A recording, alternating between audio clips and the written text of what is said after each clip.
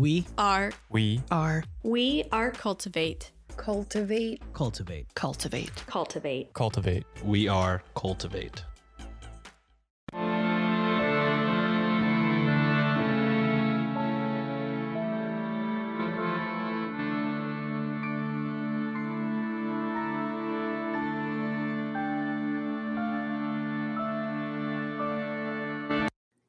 Hello and welcome to Ye Olde Crime, where we discuss the funny, strange, and obscure crimes of yesteryear. I'm your host, Lindsay Valenti, and with me is my sister and co-host, Maddie Stengel. Hello. Hi. How's it going? It's going. This is our first recording post live show. Did you make that compilation of my faces yet?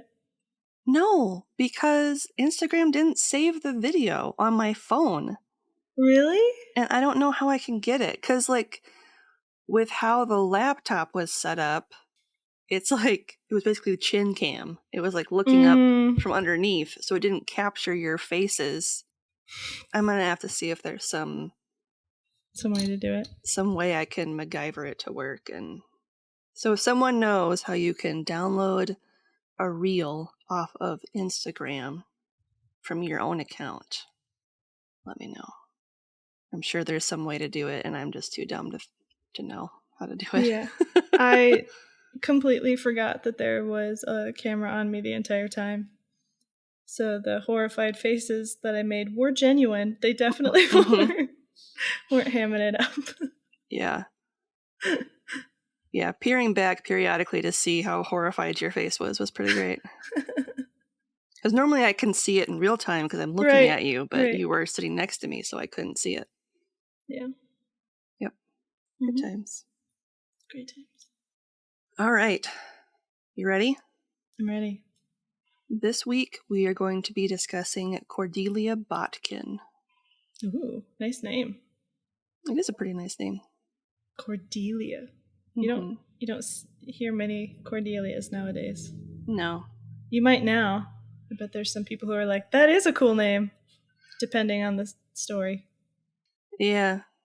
It's a cool name. She's not a cool person. Oh, great. Okay. Don't name your kids Cordelia. Don't bring it back. Keep it going. Information was pulled from the following sources: the 2022 Murder by Gaslight article by Robert Wilhelm, 2019 Medium article by Heather Monroe, 2016 San Francisco Gate article by Katie Dowd, 6 Find a Grave listings, Historical Crime Detective website, Murderpedia, newspapers.com, Wikipedia, and Wikitree. Dang. And links to all of these articles will be included in the show notes. Got something you want to say? Shoot us an email over at yeoldecrimepodcast@gmail.com. We'd love to hear your story ideas, see any gifts you send our way, or if you just want to say hello. We're pretty friendly. Speaking of friendly, if you'd like to have real-time conversations with us, consider joining our Discord over at the Cultivate Network. You can chat with us over at the Old Crimers Cubby, or catch up with any of the other great creators that are part of the Cultivate family of podcasts. Just click the link in our show notes or over on our link tree to get started today. Yeah, I went kind of deep on this one. That's what he said. Nice. Cordelia Adelaide Brown was born in 1854 in Kansas City, Missouri, to parents Richard John Brown Jr. and Lamina Alderman. Such great names. According to Find a Grave, she had 4 siblings: Frances Lovina Brown McClure, who was born in 1844, Margaret Jane Brown Fanker, who was born in 1847, and twin younger sisters Medora and Sarah Brown. Medora is a good name, too. At some point, her family relocated to California, and it is there that she met her future husband, Welcome Alpin Botkin. Dang. Just so many really intricate names. It's like they all wanted to be famous or something. Just by name alone. Welcome was born in Clark, Ohio on April 9th, 1839, and the pair married on September 26, 1872 in Kansas City, Missouri. At the time, Welcome was 33 and Cordelia was 18. You know, just a little gross. Yeah, not great. Just a few months later, they had a son, Beverly Brown Botkin, in December of 1872. Beverly Brown Botkin. Triple B. Be cubed. Welcome and Cordelia settled in Stockton, California, where Welcome was employed as a grain broker. Oh. Yeah. Sounds lucrative. It does. I don't know what that means, but it does sound lucrative.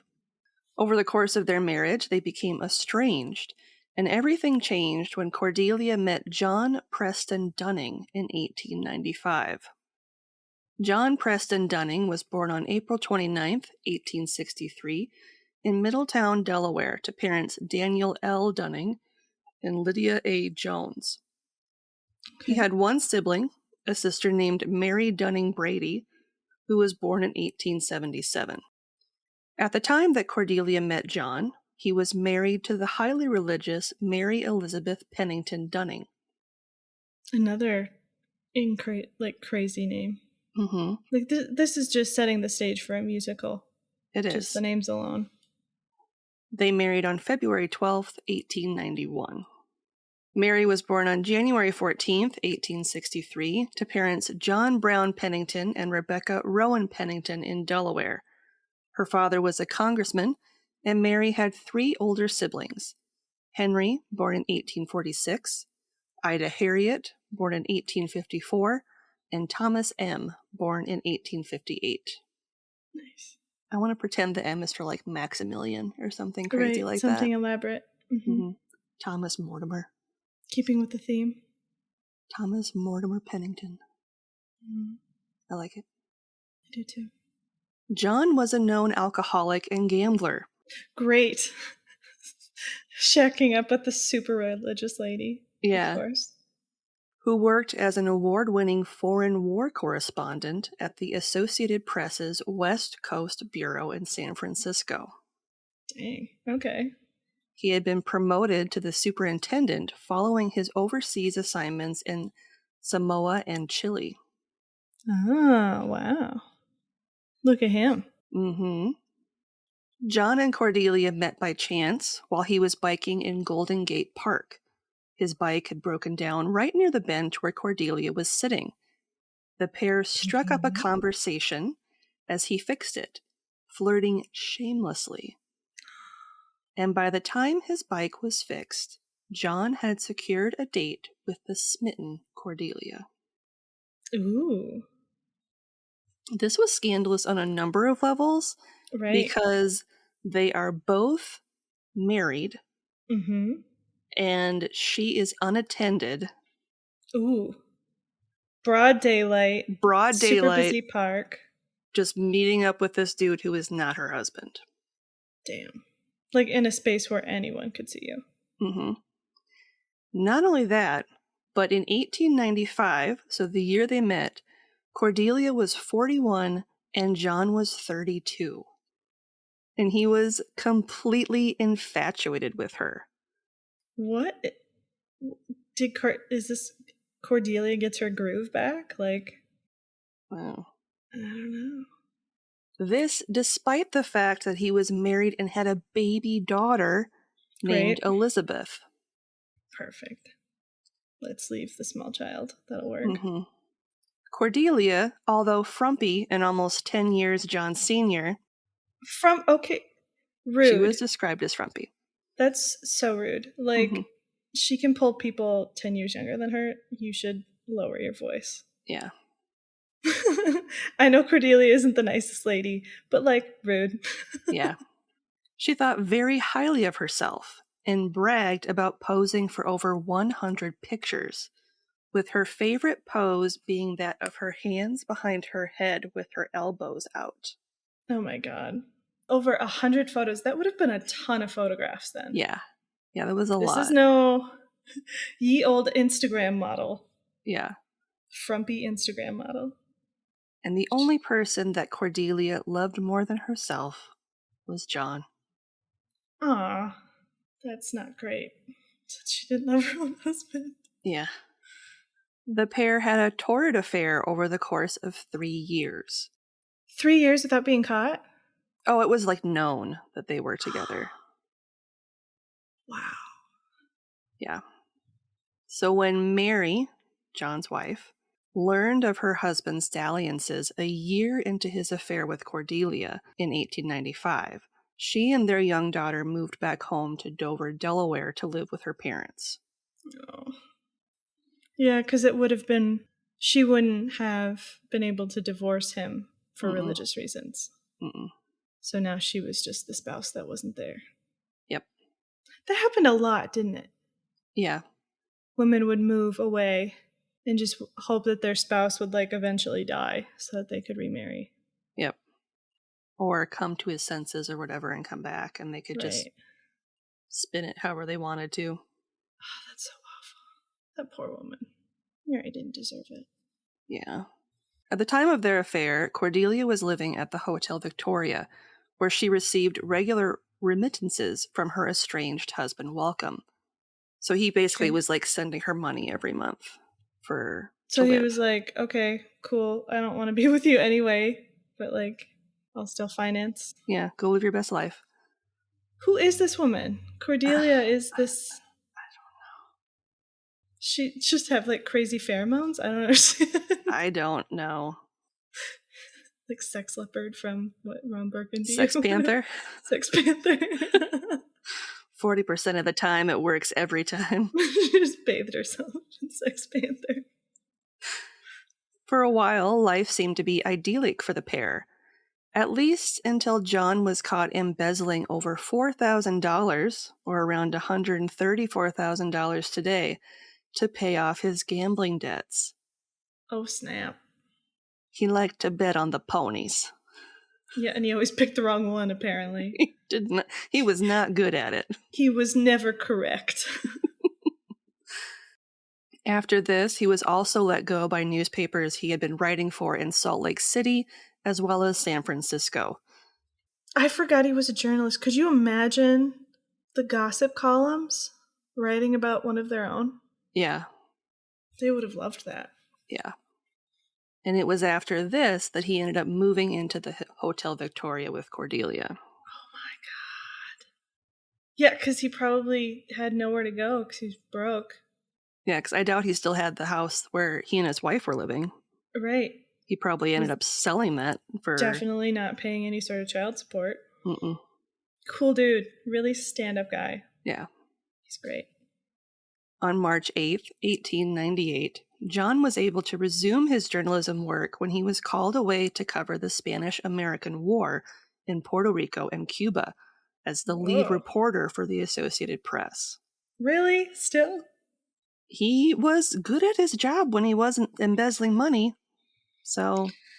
Yeah, but you would think, like, the Associated Press, would they want to be associated with all of his, like, personal shames? I don't think they were aware of all of his personal shames. Oh, that's fair. Prior to him leaving, he told Cordelia that they were through. When he returned from covering the war, it wouldn't be to San Francisco. It would be to Dover, so he could reunite with Mary and their child. Interesting turn of events. Didn't see that one coming. Over the course of their estrangement, Mary had continued to send John love letters on an almost daily basis, and he had done the same. So he remembered why they were in love. Yeah, like, I guess he would send her letters that basically were just kind of like diary entries of like whatever he did that day, sans, affair Cordelia. stuff. Cordelia was also there. Like the last sentence. But he just would send things like, yeah, I went for a walk in the park and blah, blah, blah. Like, it was just weird. Yeah, just weird. Okay. I guess absence does make the heart grow fonder. I guess. This news devastated Cordelia, who begged him to reconsider, but he remained firm in his conviction that they were through. That's not great for someone who's a narcissist. Right. So Cordelia saw John off at the train station in Oakland and promptly lost her mind. Great. Sounds like it. Sounds like one of those. Yeah. That you would see. So, being of sound body and mind, Of course. Cordelia began to send threatening letters to Mary in Dover anonymously, Great. warning her against reuniting and reconciling with her husband upon his return. I'm sure she had no idea who those letters could possibly be from. One such letter read in part, quote, "Your husband is constantly with this interesting and pretty woman, who, by the way, is an Englishwoman. She is now divorcing from her husband, all owing to the marked intimacy with Mr. Dunning," end quote. She really did think she was all that in a bag of chips. Mm-hmm. Oh, this really interesting and like super pretty woman. I don't know who she is, but she's like amazing. Mm-hmm. She sleeps with your husband. Yeah. And he's so good that she's leaving her husband for your husband. Yeah, like, cool story. I just wanted you to know. Yeah. Signed, Concerned Citizen. Right. Sisters. It was Concerned Citizen because she started to write her name. Concerned Citizen. The summer of 1898, Cordelia traveled to the Owl drugstore, where she purchased 2 ounces of powdered arsenic. Great. This is going to end well. Friends of Cordelia's became concerned about her during this time as she began to behave in a melancholic, almost manic way. Yeah, that all sounds right. I'm surprised she has friends. I mean, honestly. On July 27th, Cordelia had a conversation with Mrs. Almira Ruoff, in which Cordelia asked her the effects of different poisons on the body. This is a play. 1,000%. She was also curious to know if it was necessary to sign your name when sending a registered package through the post office. The old Google was, what's her name, Aurelia? Almira. Ask Almira. Ask Almira. She before Ask Jeeves, too. She had her own, like, question and answer column in the paper. She's got her little window that you can walk up to. The doctor is in. Ask Almira. Almira, what is poison? Webster's dictionary defines poison as... She goes and gets her dictionary. On July 31st, Cordelia visited the Market Street candy store in San Francisco, run by George Haas, where she purchased a box of chocolates from clerk Emma Herbert. She asked that they be packed in a plain box with enough room left over for a present. Mm-hmm. Following this, Cordelia went to the store known as the City of Paris, that specialized in novelties, where she purchased a handkerchief. She's gonna soak all of that in arsenic, isn't she? She's gonna just arsenic the shit out of everything in there. God damn it. After returning home, Cordelia prepared the box for delivery. It was fancy, yet lacked any of the branding that would connect it to the Market Street candy store, allowing it to be sent anonymously. Great. Cordelia replaced the chocolate bonbons with ones she had prepared herself. Ones laced with lethal doses of arsenic. Yep. And dog poop. And dirt. She then placed the handkerchief, which had the name of the shop, the City of Paris, embroidered in the bottom corner, atop the box of chocolates, along with a letter that read, quote, "With love to yourself and baby, Mrs. C," end quote. That will come into effect later. Yeah, that was dumb. But she's not Mrs. C. Yeah. You'll see later. Okay. The completed package didn't list a return address and was delivered by Cordelia herself to the Ferry Station Post Office in San Francisco on August 4th, 1898, where it was shipped off to Mrs. John P. Dunning.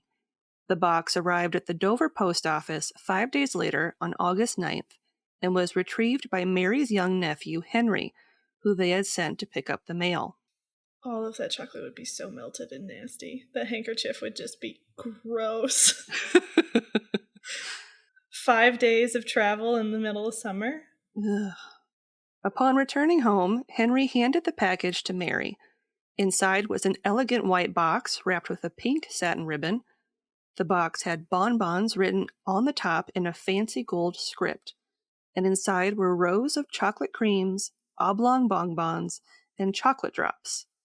Mary proceeded to share the chocolates with her sister Ida Dean, with Mary eating 3 and her sister eating 2. They also shared them with Ida's daughter Leola, their nephew Henry, and a few of their friends who had come over for a dinner party, Miss Millington and Miss Bateman.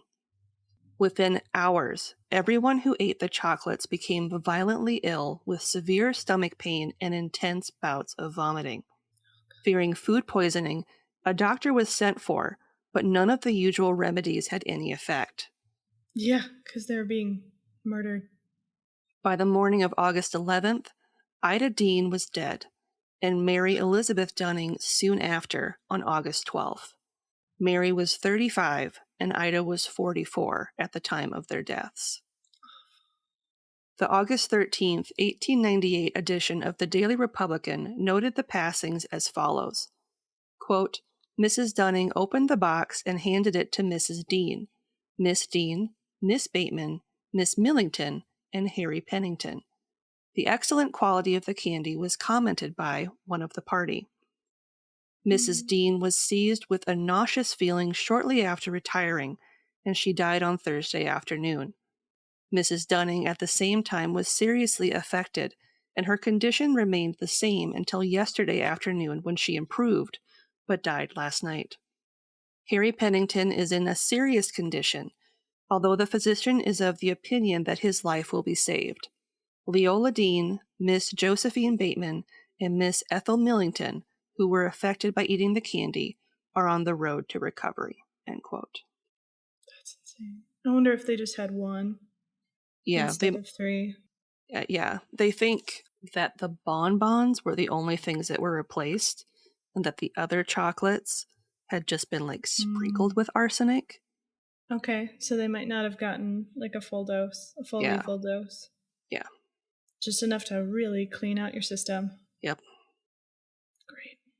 I'm really relieved that the child didn't get it. Following his daughter's violent and untimely deaths, Mary's father, Congressman Pennington, launched an investigation into their poisoning. She messed with the wrong family. The Secret Service was even involved. Yeah, because how would they know that it wasn't an attack on him? Mm-hmm. And Delaware's governor offered a $2,000 or $73,000 today reward for the arrest and conviction of the guilty party. Some pretty intense motivation. But yeah, she lived with a congressman. Mm-hmm. So of course they're going to think it was a attack. Mm-hmm. Assassination attempt. The August 16th, 1898 edition of the Morning News included information about the investigation into the poisoning. Quote, first of all, it was necessary that an investigation by the proper authorities should be commenced. That was done this morning when Coroner Walls began his investigation. Several samples of the candy will be tested. The Honorable George V. Massey sent a letter to ex-Congressman Pennington asking for a sample of the candy, and he will have it analyzed by the chemists of the Pennsylvania Railroad Company at Altoona, where one of the finest laboratories in the world is located. I bet, because that would have been like USPS level at that point.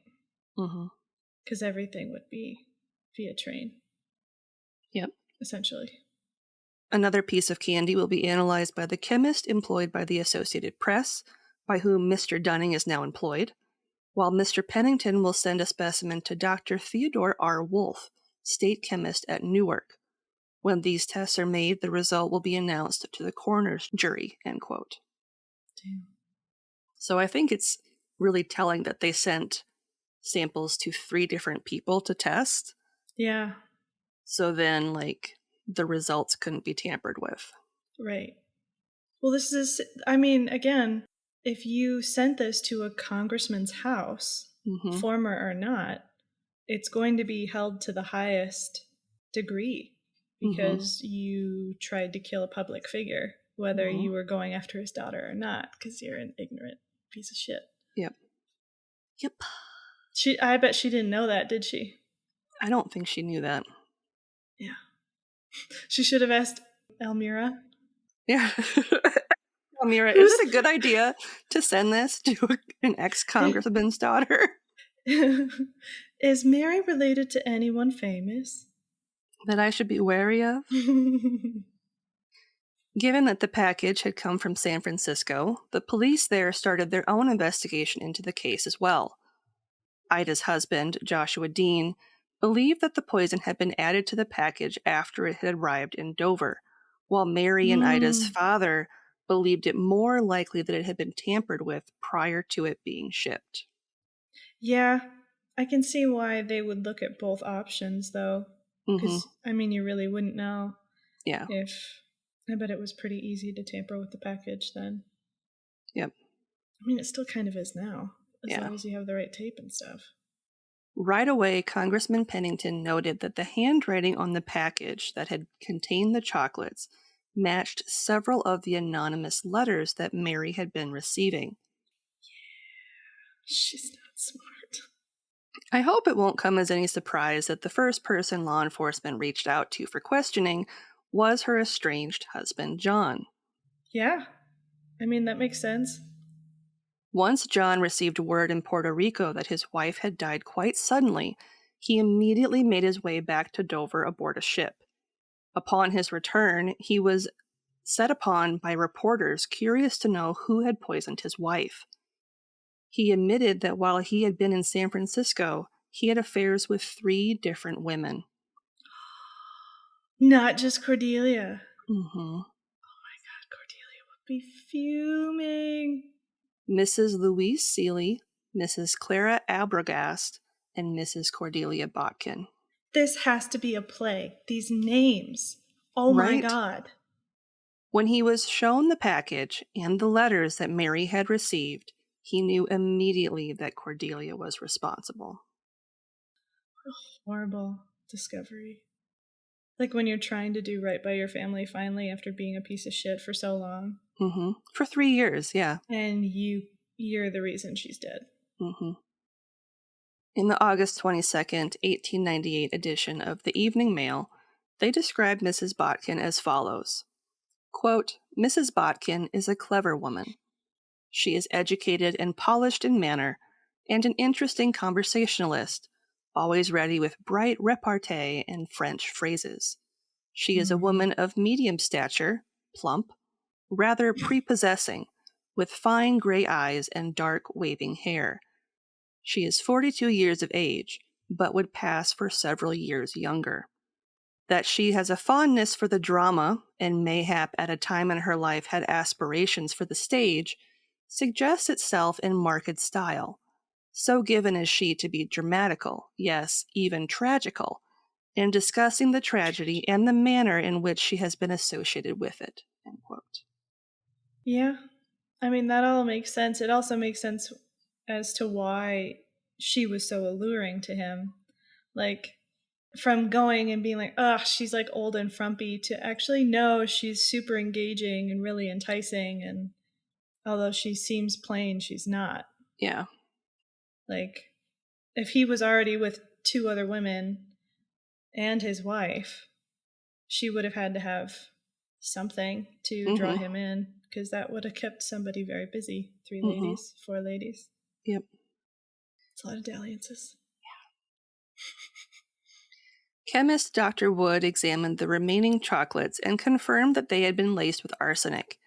It was once this news was presented to him that John recalled that during their time together, he happened to mention to Cordelia that Mary was a rabid fan of chocolate, and that she had a friend in San Francisco named Mrs. Corbely, or Mrs. C. Which is why she put Mrs. C, so that she would trust it. Yeah, because she had no reason to suspect that anyone would send her. And you wouldn't look at the handwriting, too, at the time. No. But honestly, I mean, I feel like if you were being actively threatened and you were a congressman's daughter would you pay attention to something like the handwriting? Or would you just, like, trust? Because how, like, you wouldn't pay the expense to call Mrs. Yeah. C, right? Yeah. Because that would have been really extravagant Yeah. of an expense. But it's just sad that there wasn't, like, an extra step to try to prevent it. Yeah. The detective working the case, B.J. McVeigh, gathered the evidence along with love letters from John that he had received from Cordelia and traveled to San Francisco.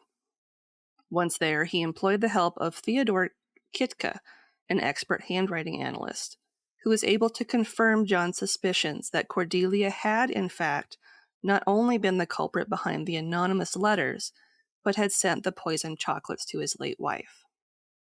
That's devastating.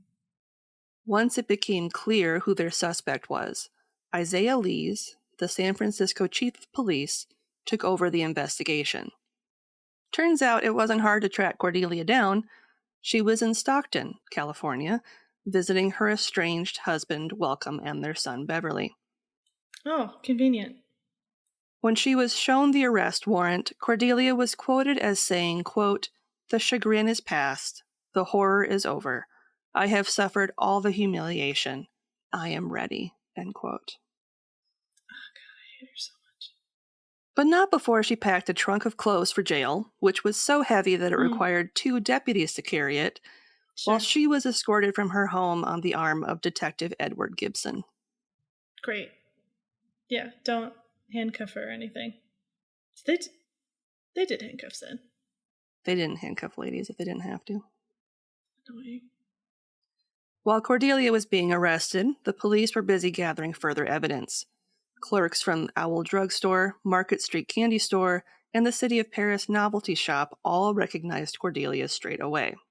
Right. I mean, how could you not? All those poses. They had It's literally just hundreds of insane. photographs to choose from. I bet she handed them out at Christmas. This is me. From your loving patron, Cordelia. I signed it for you. Frank Gray, a druggist at the Owl Drug Store, identified Cordelia as having purchased 2 ounces of arsenic. When asked what she needed it for, she replied that it was for bleaching a straw hat, even though Frank told her that they sold different products that would be more effective. Right. That sounds like a stupid answer. Yeah. She should have asked Almira what arsenic was for Yeah. before she... I have all the rats. So many rats. There's so many rats in this hotel. Miss Sylvia Henney and Miss Kitty Dittmer from Market Street Candy positively identified her, with Miss Henney even going so far as to positively identify the box as being identical to the one that she sold Cordelia back on July 31st. You go, girl. Mrs. Grace Harris from the City of Paris store remembered Cordelia due to her striking resemblance to her late mother. Ooh. I know. That's trauma. Yeah. Did you also know that your mother was a murderer? Was she a murderer too? Great. She also loved handkerchiefs. The ferry station postal clerk, a man named John Dunnigan, remembered the box that was sent to Mrs. John Dunning, as her name was so similar to his own. Yeah. Isn't that funny how we remember little things like that? Mm-hmm. And how it would come to play later on? Yep. Like, oh yeah, I remember that name, because it's kind of like mine. Huh. She's dead? Oh. That sucks. Ah. Cordelia's crime was unique and unprecedented, as it was the first known case of murder by mail in American history. Really? Mm-hmm. Damn. It also involved 2 jurisdictions, Delaware and California, and it was only after much debate via attorneys in both states that a Supreme Court decision was finally reached by Superior Court judges Cook, Borden, Wallace, Trout, and Sewell on October 23rd to try Cordelia in San Francisco. Their main defense was she couldn't be tried in Delaware because she had never physically set foot in Delaware. Was Delaware harsher with their... I don't think so. I think that was the sticking point, is that they wanted to make sure that wherever she was persecuted to the fullest extent? Yes. Yeah, that's what I would think too. Like between the two jurisdictions, which one is the harshest? And it was a matter of, it would be more circumstantial if she was tried in Yeah. Delaware versus in California. Where they had all these witnesses. Yes. Yeah. Yes. Makes sense. Evidence was provided on October 28th to the grand jury, at which time she was indicted. In the October 28th edition of the San Francisco Call, shocking news came out regarding the package. Quote, "The sending of obscene matter through the mails is a punishable offense, and many convictions have been secured under this charge. The sending of poison through the mails is simply a misdemeanor. In consultation with the Attorney General of the Post Office Department, fails to reveal a single instance where punishment was meted out to those guilty of this offense." End quote. Crazy. That's crazy to think about. Mm-hmm. And I bet once that came out, people were furious. Because I read that there were two, in the article that was included in, there were two other instances of poison being sent via mail, but they hadn't resulted in somebody dying. So it was like... Oh, so they couldn't charge them. Yep. Because it was attempted murder or attempted maiming or whatever, bodily harm. Yeah. Because they couldn't prove that even though they sent poison, that it was intended to actually kill the person it was being sent to. God, that's so shitty. Right? No, I just wanted to send it to him as like this could kill you if I wanted it to. Like, no. No, they really just wanted you to die. I just wanted you to know how much arsenic I owned. I wonder. And the easiest way to do that was to send it to you. Could you imagine if one of them was like just the powder, and then when they opened the package, it just went... Yeah.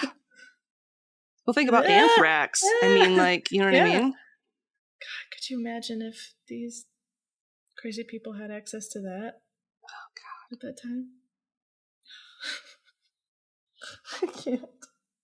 Cordelia's trial was presided over by Judge Carol Cook and began on December 9th, 1898.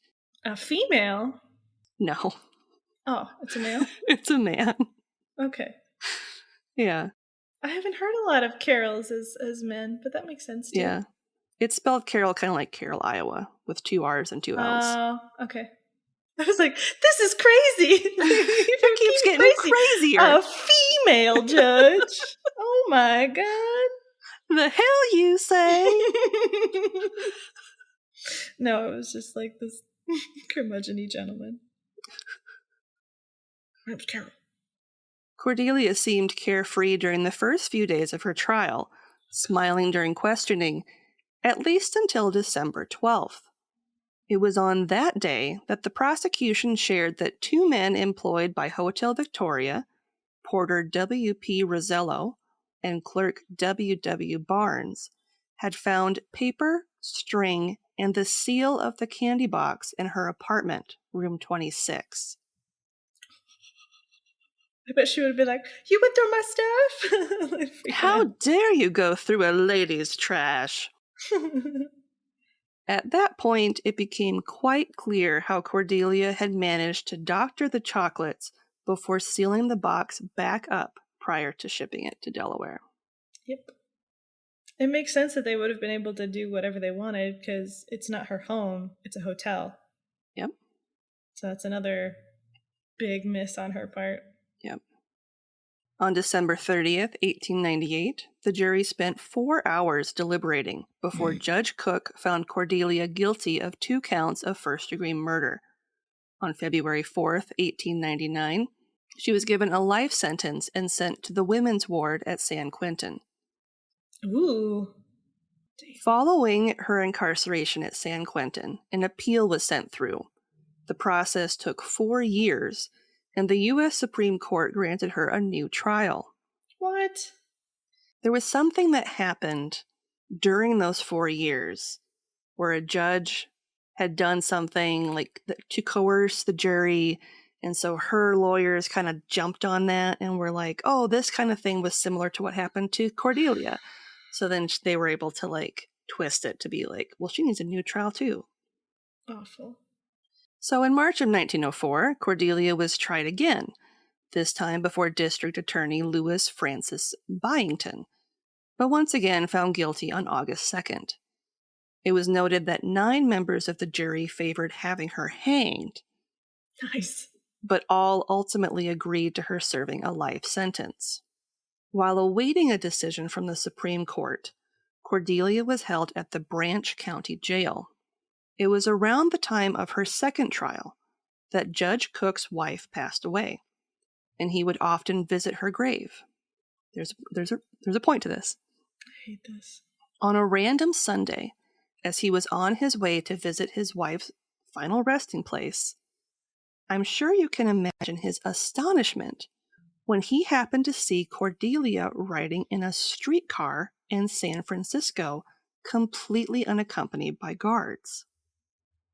Fun fact, Cordelia had been trading sexual favors so she could enjoy a bit of freedom in the city. I'm not surprised No. in the slightest. Yeah. I don't know what I would do if I was him. I really don't. Yeah. On March 9th, Welcome sued Cordelia for divorce, citing that she had been convicted of a felony and he no longer wished to be married to her. He's finally free. A few months later, he passed away on May 2nd, 1904, from a heart condition at the age of 65.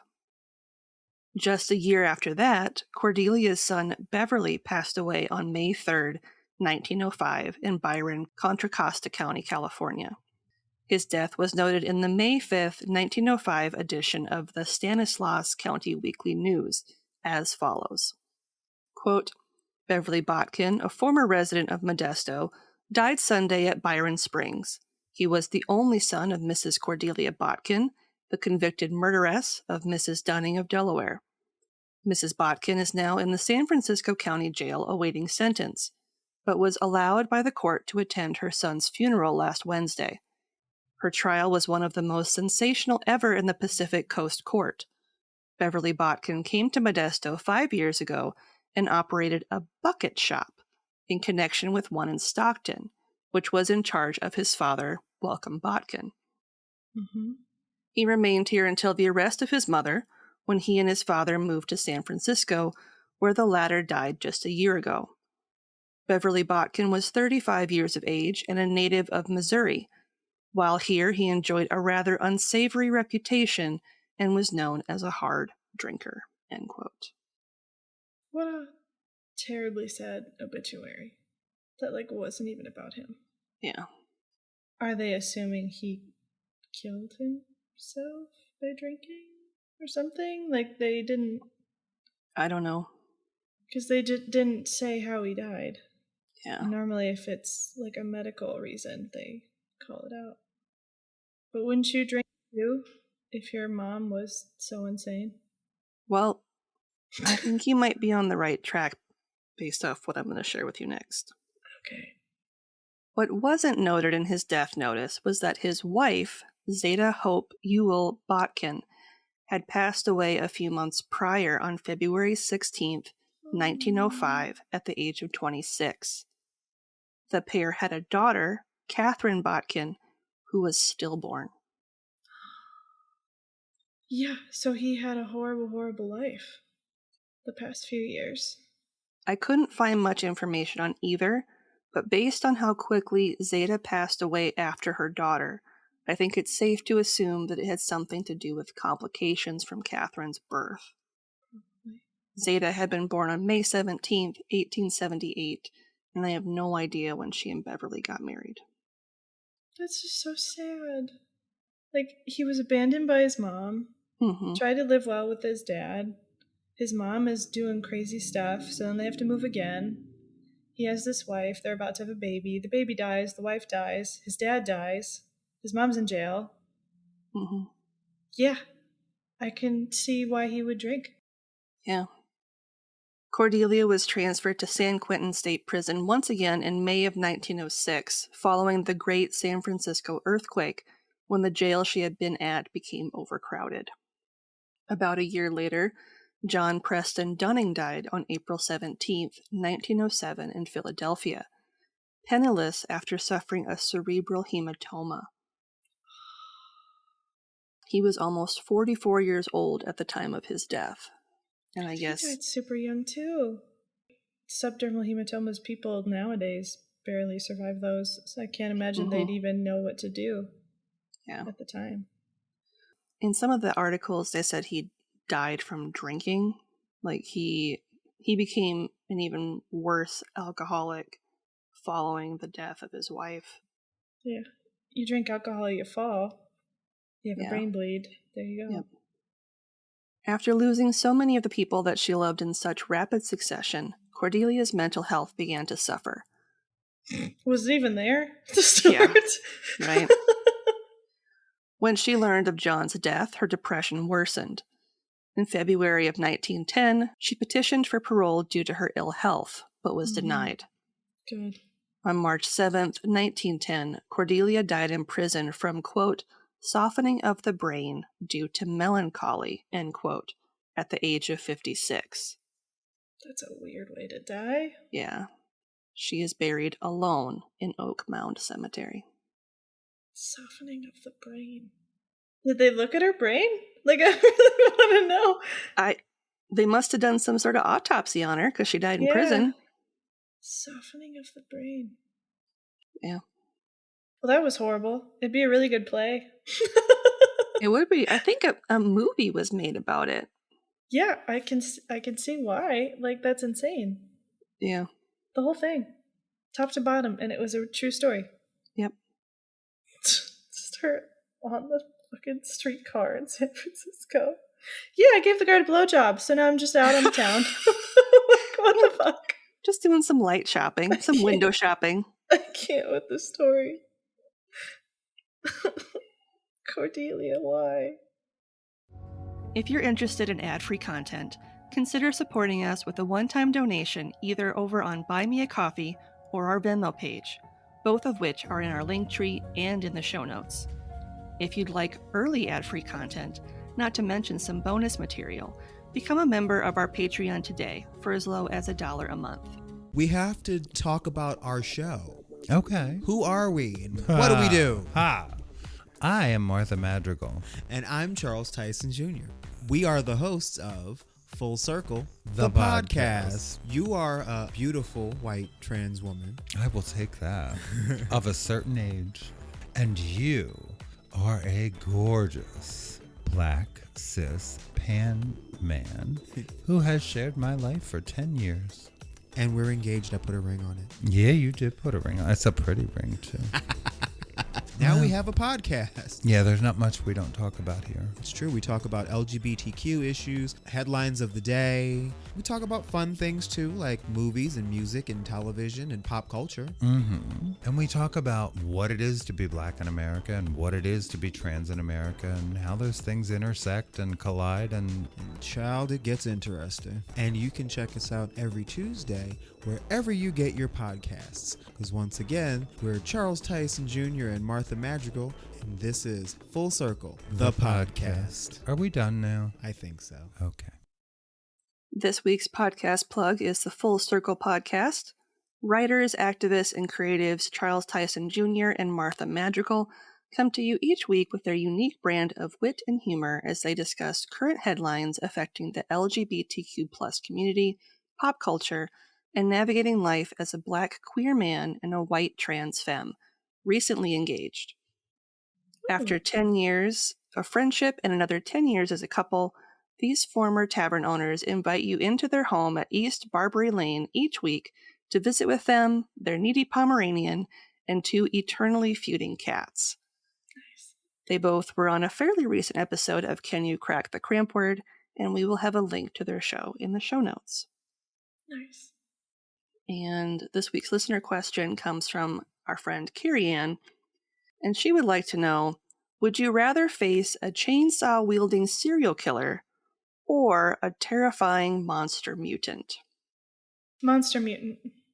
Because you'd hope, if it was aggressive, that it would kill you quickly. Mm-hmm. But if it's just misunderstood and wants affection, it could be your best new freak puppy. This is Whereas if you did the serial killer with the chainsaw, you don't know if your death is swift. You don't know if he's actually going to kill you or just maim you. Like, I'm more afraid of humans than a freak monster thing. Yeah, this is true. I mean, it could be a fresh situation. Have you watched that movie yet? No, You should watch it. I don't like Long Pig. You should watch it. I don't want to. Okay, fine. I've heard about it. I like the actors in it. I can't. Okay, that's There's fair. too much cannibalism in the cannibalism movie. That's fair.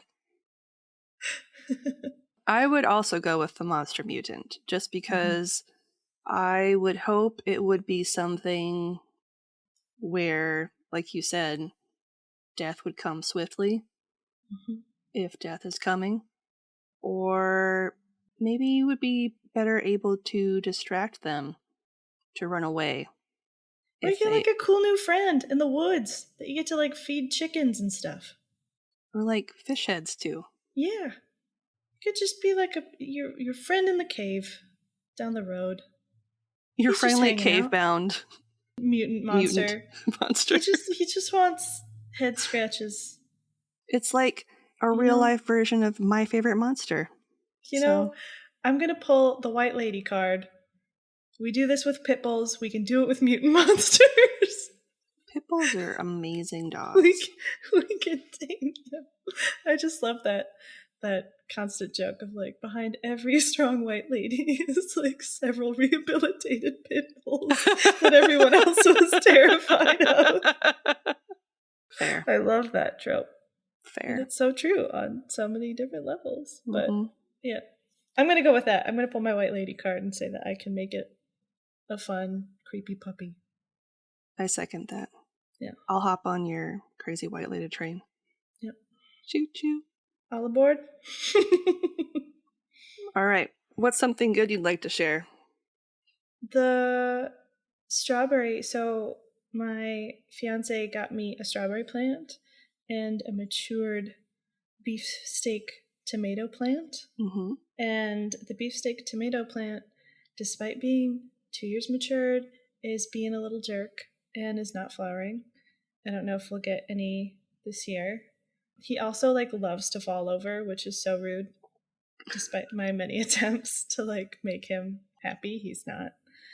The strawberry plant is flowering, and we just ate one of the first strawberries, and it was really delicious.